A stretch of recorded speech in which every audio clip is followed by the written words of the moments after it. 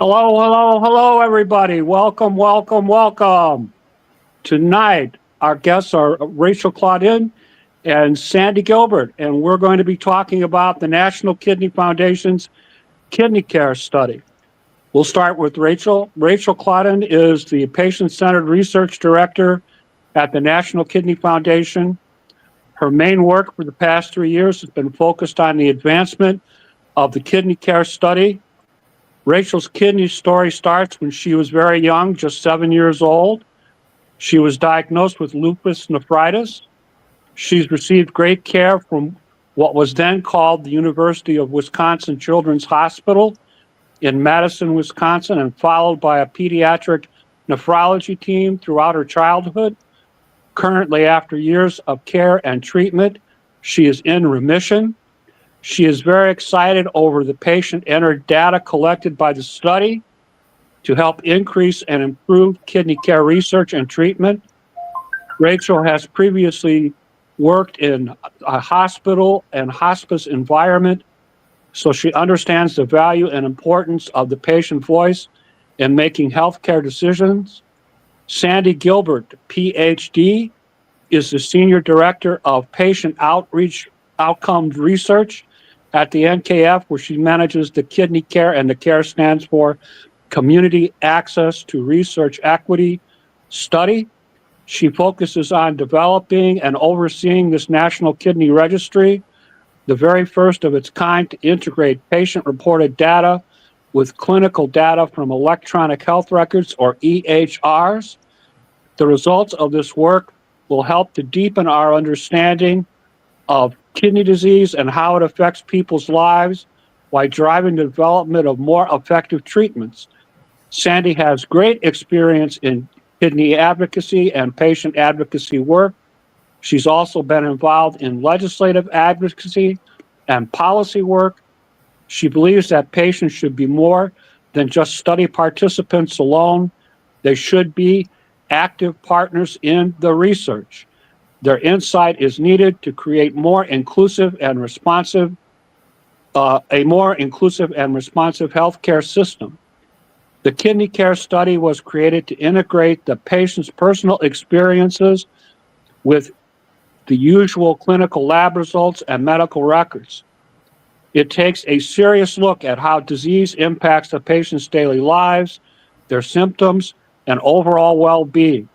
The goal of the study is to provide a better, more complete understanding of kidney disease and kidney patients, leading to better treatments and improved outcomes, to take a better look at how patients' behaviors affect outcomes.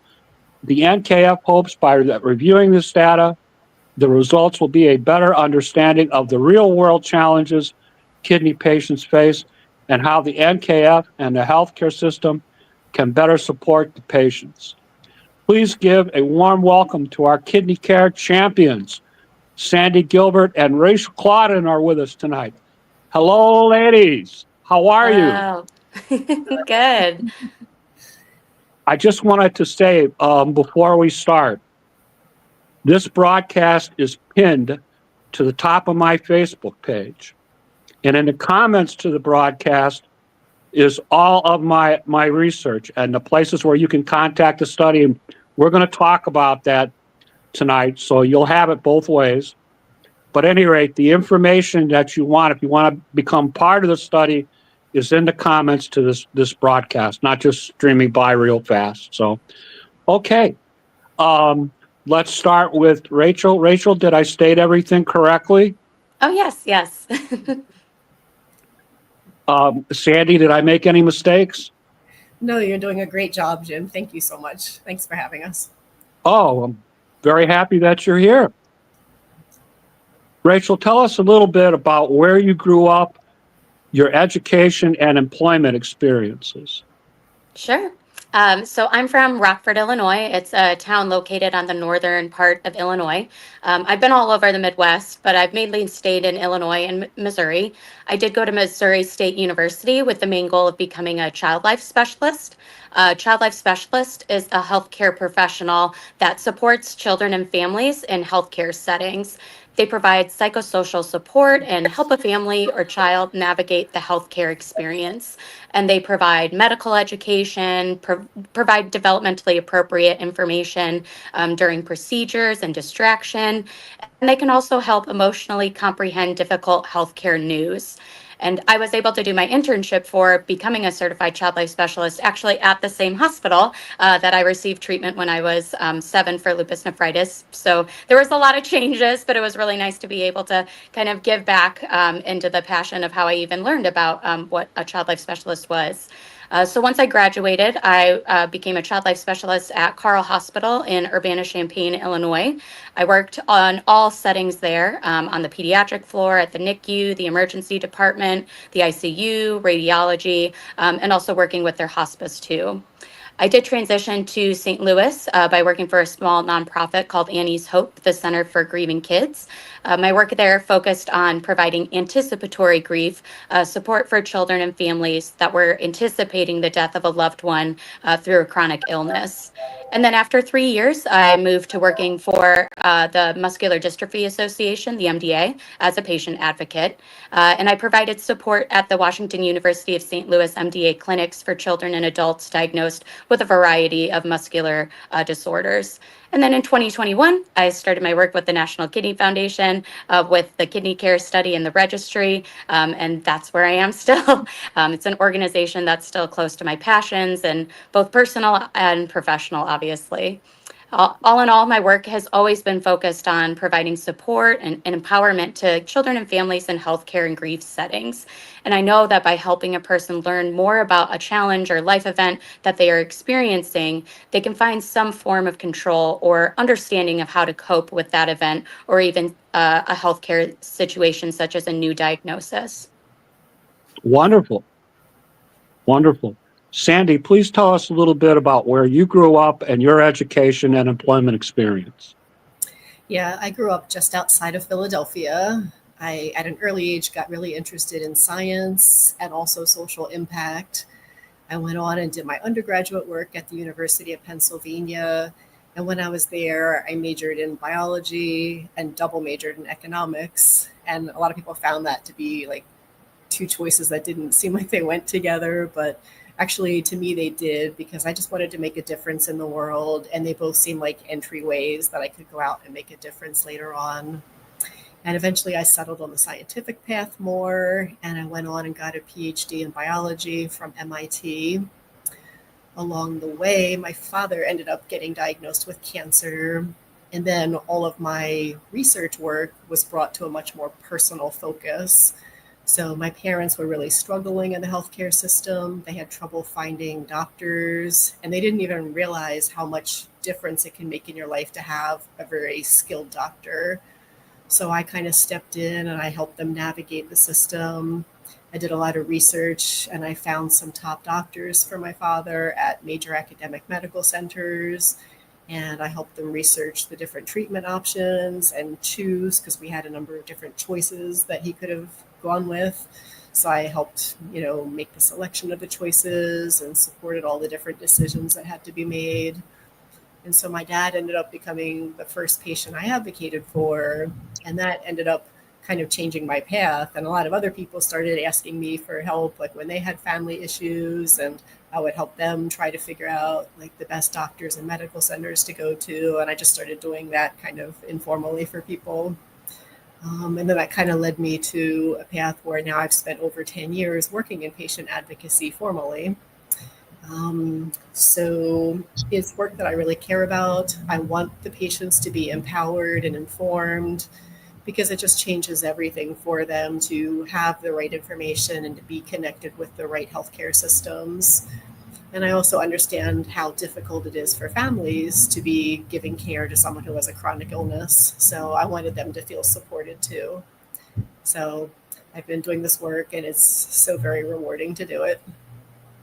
Wonderful. Wonderful. Rachel, let's talk about your experiences with lupus nephritis. Tell us a little bit about that. Sure.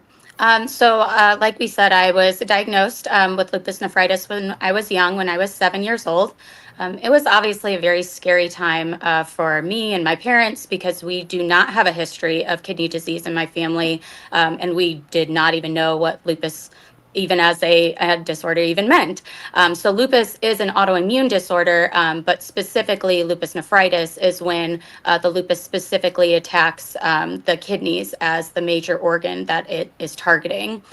For me, the lupus nephritis treatment was receiving Cytoxin treatments, which is a kind of chemotherapy, lots of medications such as prednisone, and lots of time at the infusion centers to manage my lupus nephritis.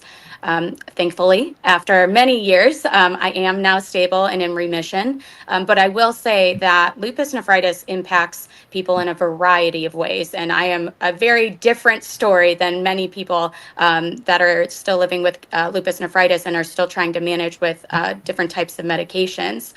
So that's why I think we need more research to find treatments and protocols that can treat everyone with lupus nephritis. And that's why the KidneyCARE study is so important to me, because I can be a part of advancing kidney disease research that can impact me or my family in the future. Wow.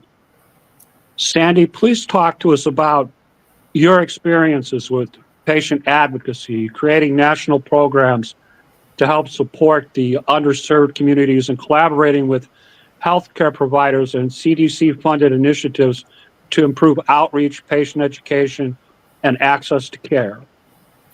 Yeah, so in my current role at the National Kidney Foundation, or we call it NKF, I oversee the KidneyCARE study, which is a national patient registry. It was set up so that we could hopefully improve outcomes for people living with kidney disease.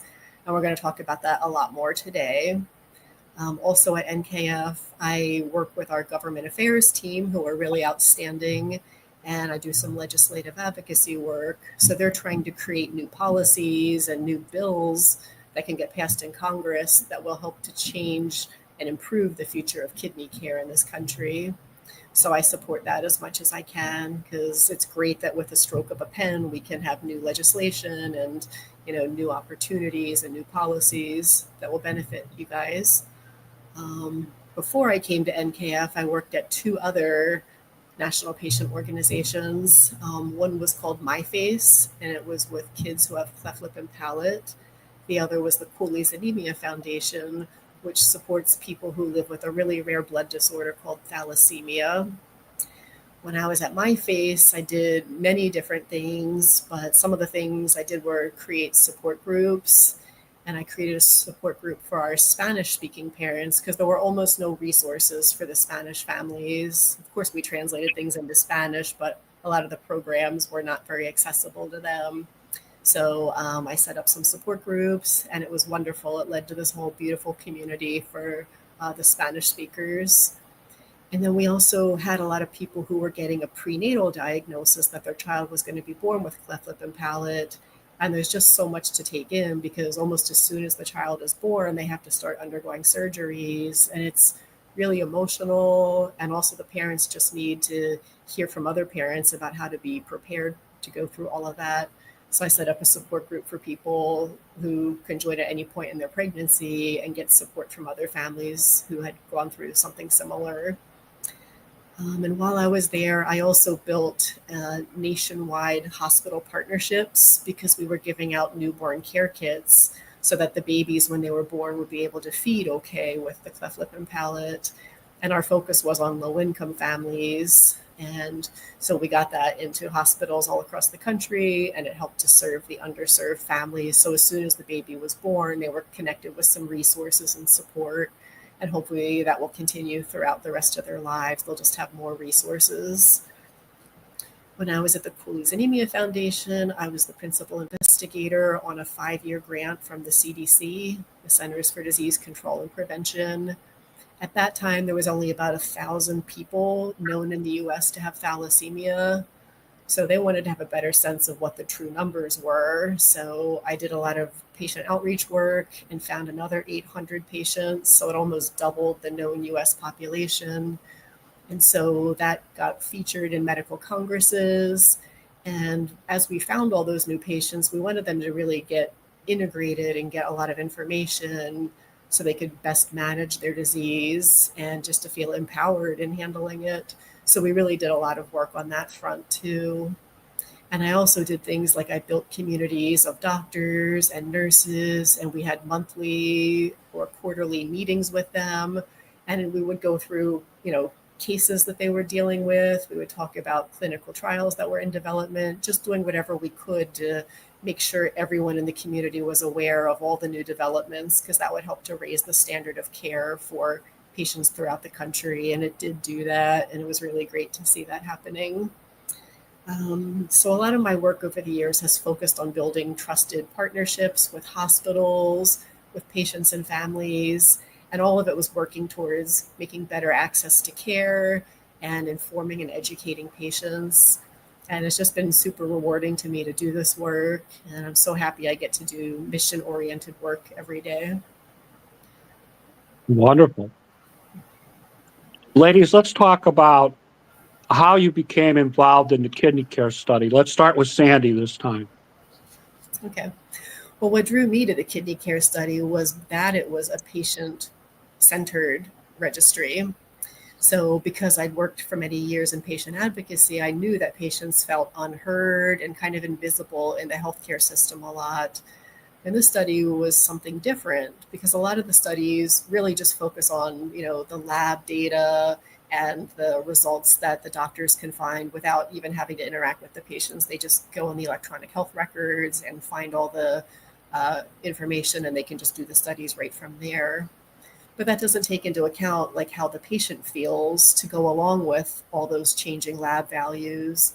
So as the lab values are getting a little worse, how is the patient feeling? Are they not able to be as mobile as they were? Are they starting to have some anxiety and depression? So we want to incorporate all of that, like put all of it together, and then we have a much richer understanding of kidney disease and how it's impacting the person.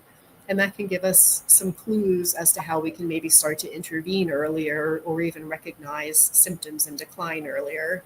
So to me, it seemed like a great way to combine, two things that often weren't being put together, the research with the patient experience. And that also kind of combines all of my interests, the research background that I have, and then, my real interest in making sure patients have the best possible experience and are listened to and supported along the way. So, and I felt like I could kind of bridge both of those. And I thought I could bring rigor to it from a scientific point of view, but also a lot of heart and care from the patient point of view. So that's why it was so appealing to me. Wow. Rachel, why did you get involved in the KidneyCARE study? Yeah, I knew I always wanted to work at the National Kidney Foundation because I did believe in the mission of helping all people living with kidney disease. And as I stated before, I do have a personal draw to be not only being in the KidneyCARE study, but also working with the KidneyCARE study because I know it's going to impact people living with kidney disease, especially rare kidney diseases, by offering kidney researchers the data to see how kidney disease impacts a person's daily living. As Sandy said, we are not just a number in this study. We actually do want to hear how you are feeling and how kidney disease impacts you on a day-to-day basis. And I can already see how researchers are excited about the data that we're collecting because it is different. It's really being able to see from a patient perspective how kidney disease impacts you. And that's going to be providing data that really isn't offered in a lot of different registries, because there are some other kidney registries, but this is an opportunity for patients to be able to share their experiences. And I look forward to seeing how the study is going to progress and really advance kidney care. Wow. Sandy, what inspired the creation of the KidneyCARE study, and what gap is it trying to fill in kidney disease research? Yeah, the KidneyCARE study was created because there isn't a lot of data that integrates the patient's personal experiences along with their clinical data. A lot of the research is really focused on the lab results and the medical records. And sometimes people aren't even aware that the doctors and researchers are doing this work because the doctors don't have to involve the patients. They can just go into the healthcare record system, they can pull out everything that they need, they can do some findings, and that's the end of it. But now we're trying to bring in that missing piece. What is the patient actually experiencing? So, what are their symptoms? How is their overall well being? So, we really feel like you need to hear directly from the patients and not just look at the lab results and the charts. And that way, you get a much richer, more complex understanding of kidney disease and how it progresses over time and what that means to a person who's living with it. So we get data directly from patients about their mobility. Are you not as mobile now as you were recently? Are you suffering from anxiety or depression? Are you having fatigue? Are you having pain? A lot of patients are in pain, and some of them are in quite a lot of pain.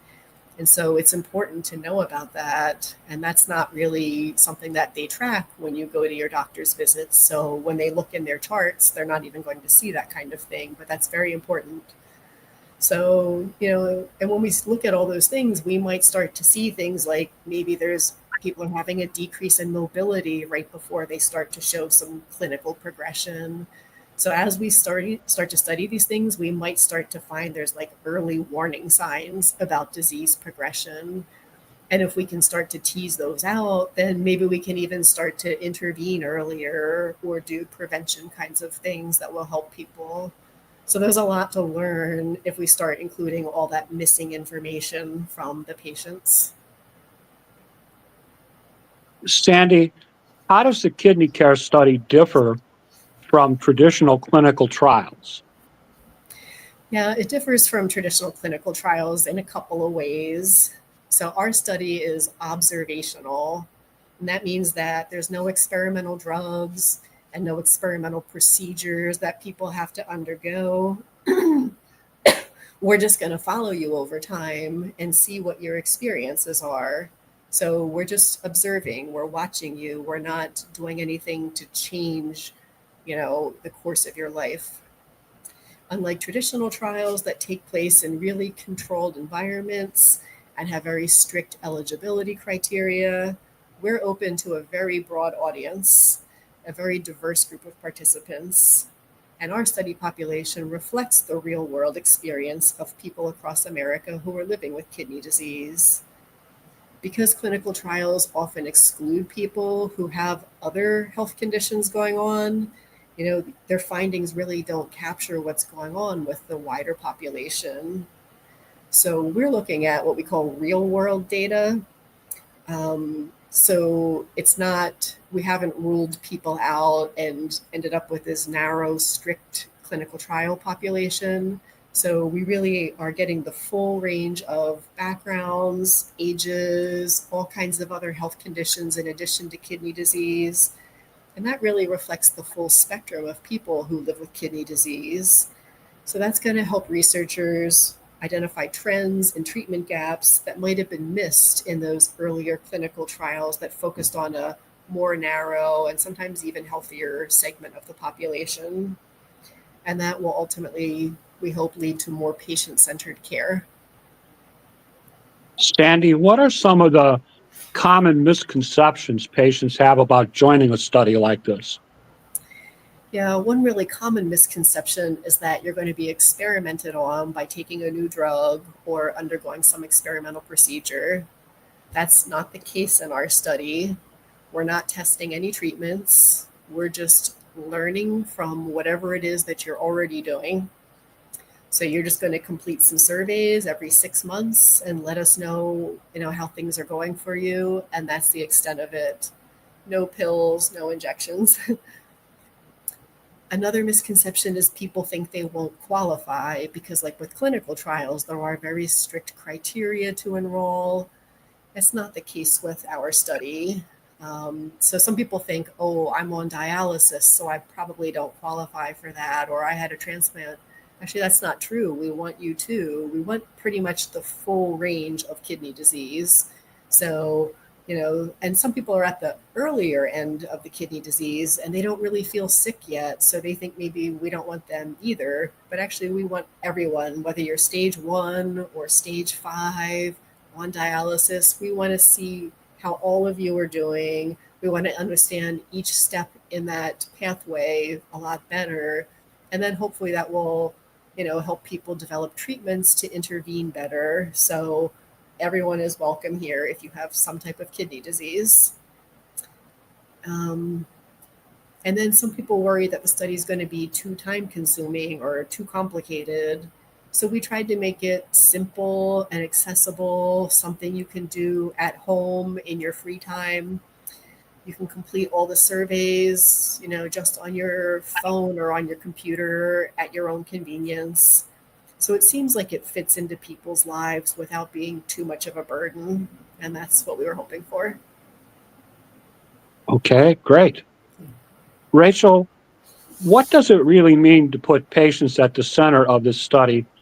And how did they shape the way the study was designed and carried out? Sure. So putting patients at the center of the study means we want them to be partners in research. So before we even launched the study, we brought together a patient advisory working group to make up of people living with a variety of kidney diseases, may include Jim right here. Jim, along with our patient advisory working group members, helped us design the study, decide what types of questions to ask in our surveys, and what type of kidney education mattered most to them. And they also provided input on the materials we used to promote the programs and really just anything that we needed a patient perspective from. We wanted to be able to run by our patient advisory working group first. They told us, most importantly, they wanted the study to not feel burdensome. So we did our best to be able to try to make it accessible to everyone and easy to complete from home. And then putting patients at the center also means valuing their experiences and listening to their input. And their input has been shaping our study at every stage. I get all the calls from the patients, and I have a running list of things that we may need to change in the future with the study too. This ensures that we're really being able to create a study that focuses on the patient's needs and really being able to get all of their perspectives in the end. Rachel, what are some of the benefits to patients who participate? Sure. So patients who participate, they do get several important benefits. First, they get access to the patient portal. It's filled with useful information about kidney health and education. And it also is a clinical trial finder to help identify opportunities in their local area. And it also offers online communities that are through the NKF, where they can help connect with fellow patients and also educational information to help them better understand their disease and treatment options. And then we do provide information to our participants through quarterly newsletters, and those share latest updates such as new drug approvals. Being a part of the study means that they're not just contributing to research, but you're also learning more information about yourself, your kidney health, and support to better manage your own health. Rachel, the CARE in KidneyCARE stands for Community Access to Research Equity. Why is health equity such a priority in this study? Yes, health equity is such an important focus of our study because kidney disease impacts people from all walks of life, but not everyone has equal access to quality care or research opportunities. Historically, many previous studies have not represented underserved populations, and this has led to gaps in our understanding of how kidney disease impacts diverse communities. And so we knew that the KidneyCARE study had to focus on health equity. And so we strive to include people of different races, ethnicities, socioeconomic backgrounds, and geographic areas. So this can also allow us to uncover some disparities in care and outcomes so we can work towards solutions that can benefit everyone and not just those who are typically in research. By prioritizing health equity, we are trying to make kidney disease research more inclusive. And this is going to help improve overall health outcomes for everyone, including those in marginalized communities. Sandy, how are you working to ensure diverse patient representation across racial, ethnic, geographic, and social economic groups? Yeah, having diverse representation is a top priority for us, and we still have some work to do in that way. Currently, we have a higher proportion of whites relative to other groups and a higher proportion of females relative to males. So that highlights some of the challenges that we face in reaching out and engaging all the types of people who are impacted by kidney disease in America. When we launched, the study platform was available in both English and Spanish. But to date, only a small number of participants, somewhere in the 50s, have actually completed surveys in Spanish. So we need to do better outreach to the Spanish-speaking community because we are set up to hear from them, but I think they just aren't really hearing much about us. So we have to get the word out a little bit better to them. So we're also actively partnering with some healthcare systems that serve diverse populations. And so that will help to raise awareness and make the study more accessible to people from all different backgrounds and different parts of the country. So as Rachel said, we're just constantly adapting our approach and learning from the people that we serve. And that way we hope that we're also going to make the study more inclusive and more representative. So that way, all the findings that we have and the improvements that we get, we hope that they're going to benefit everybody, not just certain groups of people. Okay. Sandy, what role will the KidneyCARE study play in helping new treatments get tested and approved faster? Yeah, we think it could actually play an important role in that. So basically, we're able to help with clinical trial enrollment. So one of the biggest challenges in kidney research is getting enough patients to take part in the clinical trials. Because we collect information on patients, we can tell which patients are able to match different clinical trials criteria. So often a clinical trial will want somebody with a certain diagnosis. Maybe IgA nephropathy is pretty popular right now for the clinical trials. And maybe they want a certain level of proteinuria, and they need people who live within 2 hours of a trial site, and we kind of know where the trial sites are. And with our survey data, we know where the patients in the study live, we know which diagnoses they have. So when patients enroll in our study, they can opt in to receive information about clinical trials, and about 70% of people opted in to get that. So we can actually reach out to those 70% of people and say, oh, did you know there is a clinical trial in your area and it is focused on IgA nephropathy? And that way, if they're interested, they can follow up and call the right people. So, by helping to let people know about these clinical trial opportunities, we can help to enroll more people in those clinical trials, and that will help to lead to faster drug development, we believe. Wonderful. Rachel, how could this registry help patients across or access clinical trials who normally wouldn't have the chance? So one of the exciting aspects of the KidneyCARE study is that it can connect patients to clinical trials, including people who haven't had that opportunity before.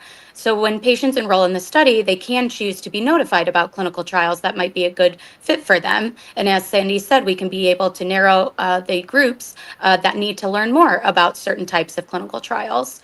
There's also a clinical trial finder in our patient portal, so patients can explore opportunities in their local area. And then we've included information and resources for patients to really understand the whole process of what a clinical trial looks like, all of the terminology that's usually associated with it, so that you can, as a patient, understand how to ask the right questions if you're interested in being a part of a clinical trial.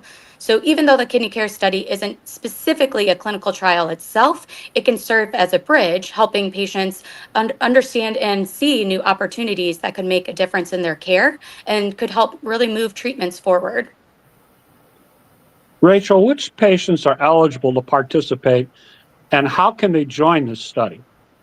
Yes. So as we've talked about, the KidneyCARE study is open to adults 18 and older in the U.S. who have been diagnosed with any type of kidney disease. So that includes rare disease diagnoses such as FSGS, IgA nephropathy, C3G, also diabetic kidney disease, hypertensive kidney disease, and more. People with all stages of kidney disease are welcome to participate, including those on dialysis and those who have received a kidney transplant. And joining is easy, and it's all done online. And all you need to do is go to kidneycarestudy.org, and that's the website to get started. When you're there, you can click on register or log in and be able to sign up at all of those areas, all on kidneycarestudy.org. When you register and sign up, you'll be able to see a digital consent form to officially join. And then after that, you'll be asked to fill out 3 surveys that ask questions about your health, your symptoms, your quality of life with kidney disease, and your familial background of kidney disease. We do check back with you every 6 months for updates on those surveys as well. This allows us to be able to track your disease progression over time. And we do want to make sure that we can get as many people involved in the study as possible. So we have translated our materials into Spanish as well. People are welcome to participate in English or Spanish, whatever is more comfortable for them. And the future updates and follow-up surveys will also be available in both languages.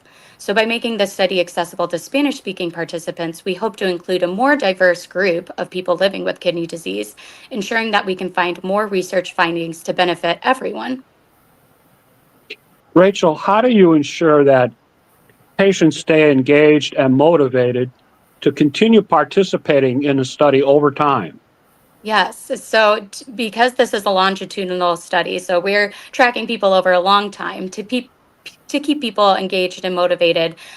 When we check in every 6 months, we try to make their experience meaningful and rewarding. So we regularly share updates showing how their involvement is helping to advance kidney disease research, and we do keep people informed about new treatment options as they become available. We're always available to support them if they have questions or concerns, and we keep reminding people that their participation is making a real difference, not only for themselves by being able to access all of the kidney educational content on the patient portal, but also all of their experiences are impacting the larger kidney disease community. And it may even impact their family members who might benefit from future breakthroughs. And we do offer all of our educational and clinical trial resources regularly. We give information about if there's any updates through our quarterly newsletter, along with email communications. So there's usually something new and for participants to get every month. Rachel, how is patients' data protected in the KidneyCARE registry? Yes, protecting patient data, that is a very important priority for us. The KidneyCARE study follows strict security protocols to ensure that all participant information remains private and secure. And all data used for research is de-identified. And what that means, de-identification, that means all personal details like names, addresses, date of birth, and other identifying information is removed before researchers even have access to it. This data, all of the data, is stored in a secure platform with multiple layers of protection, as well as an encryption. And we only have authorized personnel that will be able to access it, and only authorized for approved research purposes. And we do all of this to make sure that we have these protective measures in place to make patients feel safe in sharing their information and knowing that their data is handled with the highest level of care and security. And I know, Jim, as a member of this study, you've probably seen some of the protocols in place, and any comments on the data security? Sure. Well, as you know, I grew up with the National Kidney Foundation. The National Kidney Foundation trained me to be an advocate. As people know, I'm a polycystic kidney disease patient, and I have been for over 45 years, and I've been an advocate for the NKF for over 15 years. And when they tell me that there's data security measures being taken in place for the information that I supply to them, because of my experiences with them, I trust them. So, and one other thing I wanted to say, I've lost 5 members of my family to polycystic kidney disease, including my father. The reason that I participate in this study is because this study is aimed at making things for patients easier, making things for the people that provide us care, our medical profession, easier, to try and give us quality care in a timely fashion, including early care, preventative care. So I know when the National Kidney Foundation says that they're involved in a study like this, and these are their goals and their aims, I know that they're going to be serious about pursuing them. And I know that they're going to be very serious about making sure that my information is protected and kept confidential and secure. So I have no doubts about that. And I have great confidence in the National Kidney Foundation. Sandy, what kind of discoveries might come out of this registry? Yeah, so our registry is designed to help answer some of the most important questions in kidney disease research.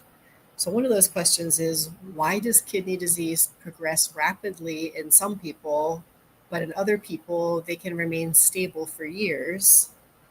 Well, the data that we collect in the registry might help us get to the bottom of that. Are there lifestyle choices like diet or smoking? Are there coexisting conditions like heart disease? Is there a genetic component? And were there medications that could change the disease progression trajectory? So we might be able to start to answer some of that. Other questions are, why do some people with diabetes go on to develop kidney disease, but others don't? Even if their blood sugar is really high and not well controlled, they still don't go on to develop kidney disease sometimes. So it seems like there may be some protective factors at work and makes those people less susceptible to getting kidney disease. If we could understand that better, that might lead to some sort of effective prevention strategies and opportunities for early intervention. How do everyday lifestyle choices, like again the diet and smoking, affect kidney health over time? If we follow participants for years, we might be able to identify factors that preserve kidney function and then other factors that speed up its decline. And that kind of knowledge can help patients make more informed choices and maybe avoid certain things that would be harmful for their kidneys. What symptoms serve as early warning signs for disease progression? If we track symptoms like fatigue and changes in mobility, we might be able to identify early warning signs that precede clinical decline, and that would again lead to earlier intervention. How do kidney disease experiences differ across racial and ethnic groups?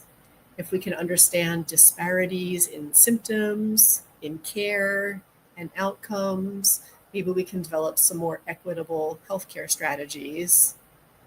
And another thing that's really interesting is, what is the emotional and psychological toll of kidney disease? We are collecting data on anxiety and depression and overall quality of life and well-being. So this study might start to shed some light on how mental health impacts disease management and outcomes. And that could help us understand where the support and resources are needed the most. So there's still a lot to uncover about kidney disease and a lot of really important things to learn. And this study does have some of the tools that could help us start to understand these things. Sandy, what are some of the biggest accomplishments in the first year of the KidneyCARE study?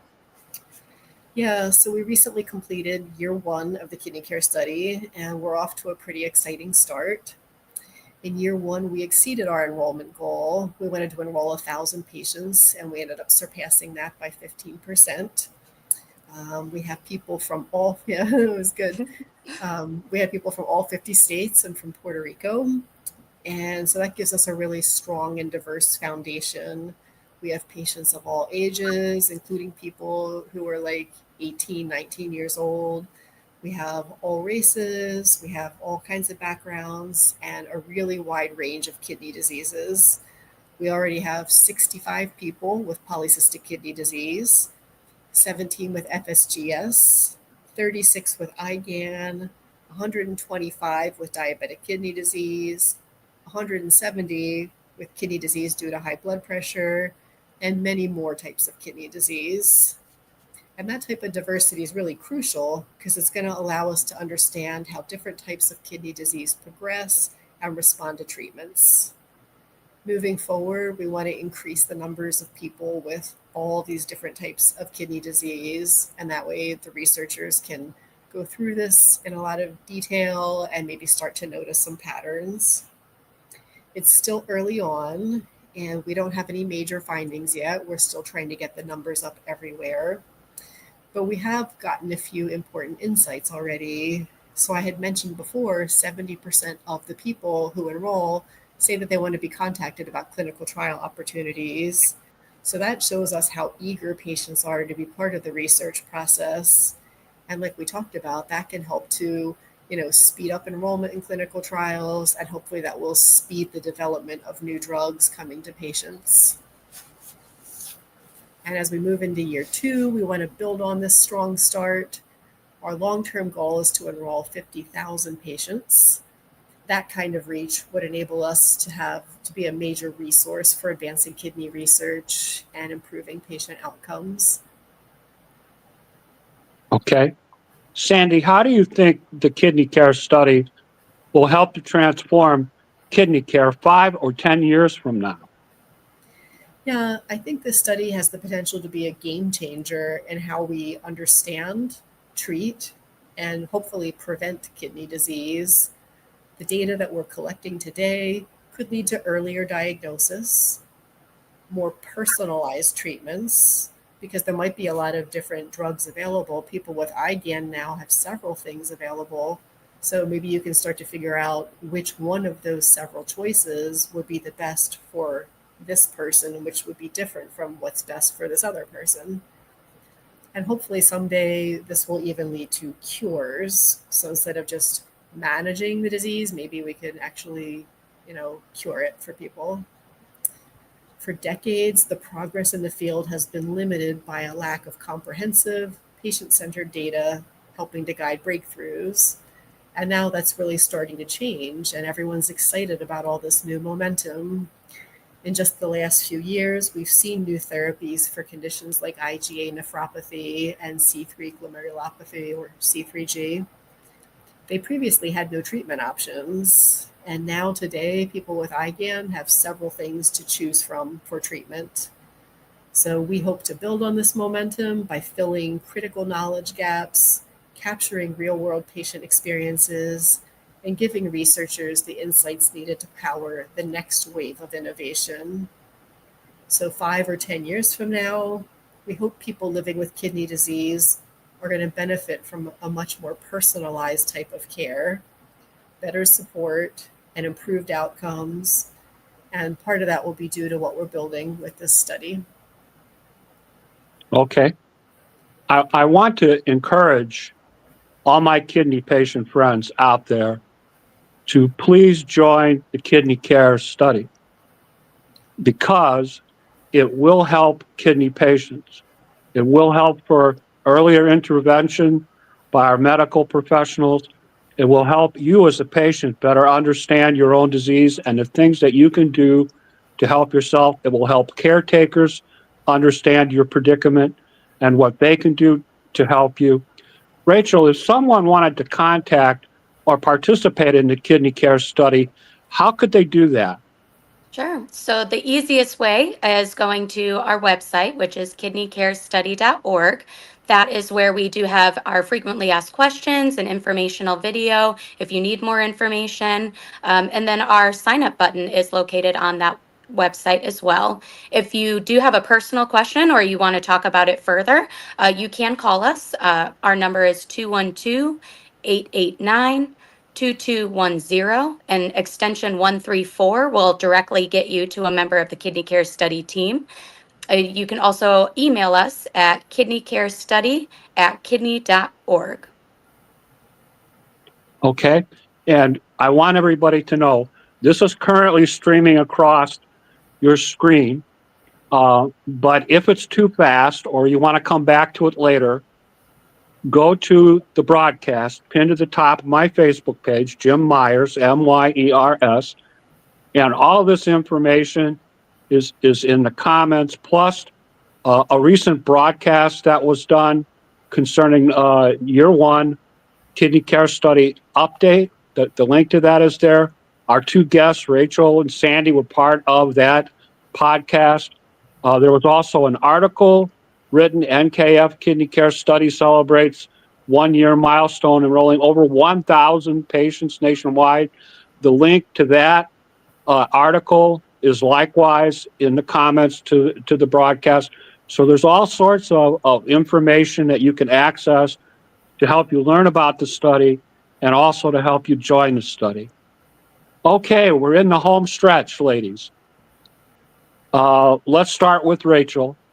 Do you have any final statements that you wish to make before we conclude the broadcast tonight for the evening? No, I just think I'm thankful for the time that you've allowed us to be able to share this study. And as a patient, I really do believe that this can advance kidney research. And I really think Sandy and I talk about this is one of the easiest ways to get involved in research from the comfort of your own home. It's just such an easy way to be able to really impact how you can be able to shape kidney disease research. Wonderful. Sandy, same question. Do you have any final statements that you wish to make before we conclude the broadcast for the evening? I think we've covered everything in a lot of detail, so I just want to say thank you to everyone who has participated in this study, including Uncle Jim, and yeah, and thank you to everyone who's listening. Some of you who probably already participated in this study. We really are, trying to do the best that we can to help improve care for all of you. Great, great. Well, I really appreciate the two of you coming on and talking to us in such detail about the KidneyCARE study. And again, my friends, you're only going to help your fellow kidney patients if you join up. So we're trying to encourage you tonight to please sign up for the study. Lots of good things going on with this, lots of potentially great things going on with this. So please consider signing up. The information to do that is in the comments to the broadcast, and Rachel mentioned the website that you go to, and believe me, all of the stuff that they're asking is easy as pie. It's just, if your Uncle Jim could do it, anybody can do it. So, please join the study. I want to thank Rachel and Sandy for coming on tonight and talking to us and educating us about the KidneyCARE study and raising a little awareness about kidney disease and trying to help out with getting better results for kidney patients. And just a wonderful job that the two of you did tonight on the broadcast. I can't thank you enough. Well, thank you, Jim. We appreciate it. So I just have a couple of small things to button up with my audience. Sandy and Rachel, you're excused if you wish to be excused. You can stay if you wish to stay. But I just want to say again, wow, what a terrific broadcast. Thank you so much for coming on and making us all a little bit smarter. Well, thank you. We appreciate it. Have a good weekend. Thanks. You too. Take care, my friends. All right, that's our broadcast for this evening. I appreciate you watching. Next week, our guest is Misty Brooks. She's a PhD patient and a kidney transplant spokesperson. She may be accompanied by her donor, Megan, so it should be a very, very interesting broadcast. You don't want to miss that. And I thank you again for tuning in. Do me a big favor. Please share this broadcast. Let's pass it around. Let's get some people involved in the KidneyCARE study.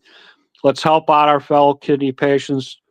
Let's make sure that we're getting early discernment on our kidney condition, preventative treatment, treatment to help stop and maybe even cure the diseases that we suffer from. And remember, this is your study.